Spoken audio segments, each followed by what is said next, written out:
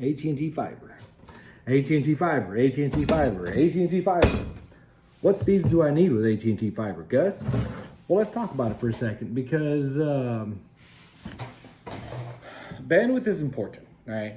Obviously, the fastest internet you can possibly get is going to be the best thing. But do you really need to pay $250 a month for a 5,000 meg service when you have a console? No, you don't. You don't even need 2,000. Surprisingly, you don't even need 1,000. But my kids are gamers, or I'm a gamer. I want the fastest internet possible. Fiber already gives you the fastest internet possible, which is your ping levels. Your to and from communication, your ping is always at the lowest possible, between 5 to about 12 millisecond in ping levels. Copper side, which is these older gateways like this, or an older neighborhood with the, not older neighborhood, but where the service is copper, those ping levels range between 25 to 37 millisecond ping. That is your speed. Fiber is also your speed. Now, the bandwidth is how much data is carried in that little signal and that ping level of communication. I'm on console and I like playing Fortnite. You need about 100 meg service, that's it. Oh, well, I thought that I needed more. No, you don't need that much. 100 megs perfectly. Now, let's think about that for a second. Fiber. Okay, you got 100 meg service with a 5 millisecond ping. You got 35 devices connected to it. Oh, that's impossible. I don't have 35. It's only a family of 4. All right, let's think about it. These are adults, young adults, 12, 13, 14, 15-year-old kids. Yeah, 2 of them, wife or husband. You got, each kid's gonna have a phone, an iPad. There's 2 already, all right? Each one has a console. Now you're looking at 3. Got a smart TV. That's 4 devices per person in the house, just basic stuff. So you got 4, 8, 12, 16 devices just on the person, just on myself. So the 4 people in that house have 16 devices. Well, that does make sense.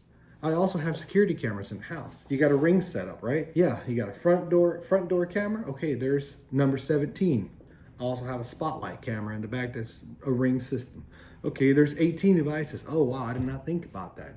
I do have some patio. I do have a patio with I do have a smart TV out there. All right, cool. Now you have 19 devices. You see where I'm getting at?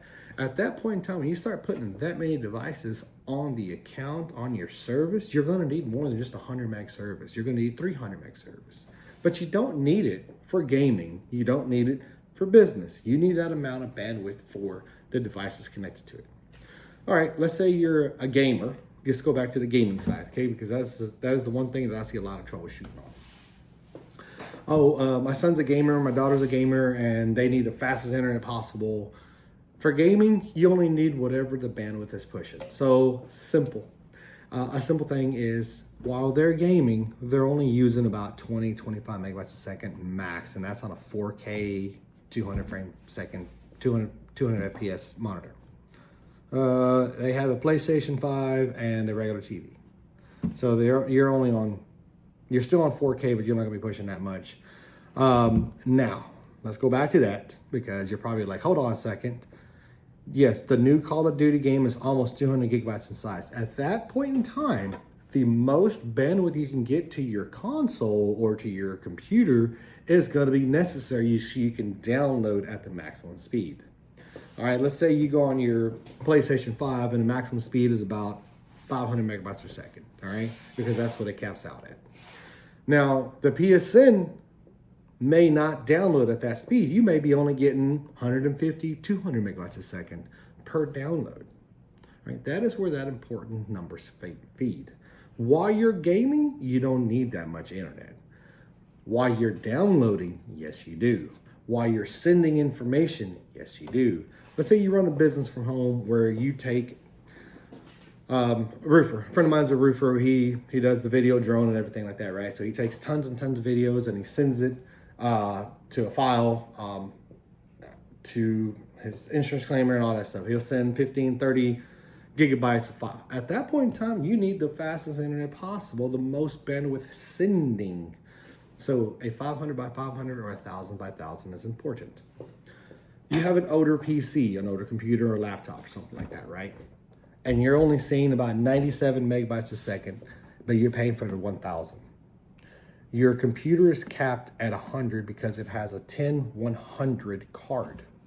You could possibly get a USB 3.0 Ethernet port to it. That'll increase it to 1,000.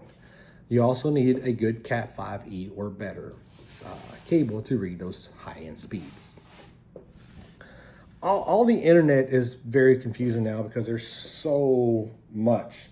Back then you had, 56 kilobits per second, 128, 256.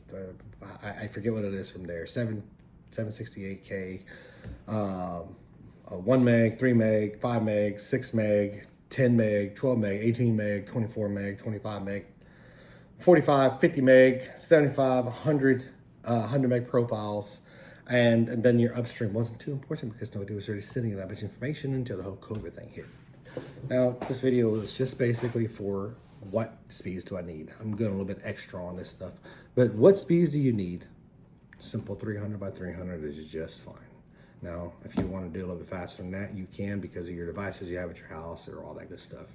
And also, if you can afford the 5,000 by 5,000 and pay that $250 a month, drop some money down below. No, I'm just kidding. I don't need any money. I'm poor enough as it is. Anyways, AT&T fiber is the only way to go, guys. And hopefully AT&T copper gets converted to fiber soon where you're at.